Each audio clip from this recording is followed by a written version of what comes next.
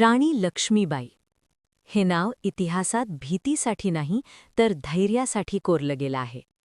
19 November 1828 Varanasi. एका साध्या घरात एका मुलीचा जन्म झाला. नाव मणिकर्णिका तांबे.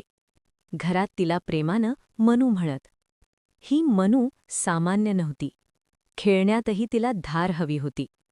लहान वयातच घोडेस्वारी, तलवारबाजी आणि नेमबाजी तिने आत्मसात केली. त्या काळात हे कौशल्य मुलींसाठी दुर्मिळ होतं. 1842 साली मनूचा विवाह झाला झाशीचे महाराज गंगाधरराव नेवाळकर यांच्याशी आणि मनू लक्ष्मीबाई झाल्या, झाशीची राणी. पण सुख फार काळ टिकत नाही. महाराजांचे निधन झाले. राणी विधवा झाल्या, पण त्या कमकुवत झाल्या नाहीत. झाशीचा वारसा टिकावा म्हणून राणीने दामोदरराव यांना दत्तक घेतले. पण ब्रिटिश सत्तेने तो वारस मान्य केला नाही. लॉर्ड डलहौसीची डॉक्ट्रिन ऑफ लॅप्स लागू करण्यात आली आणि ठरवलं गेलं झाशी संस्थान खालसा करायचं. ब्रिटिश अधिकारी झाशीचा ताबा घ्यायला आला. दरबार शांत होता. सगळ्यांच्या नजरा राणीवर खिळल्या होत्या.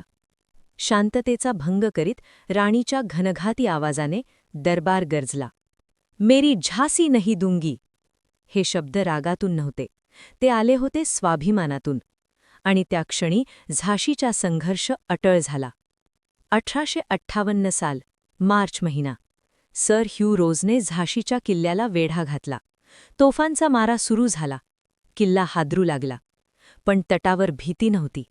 तिथे उभी होती राणी लक्ष्मीबाई, स्वतः युद्धाचं नेतृत्व करत.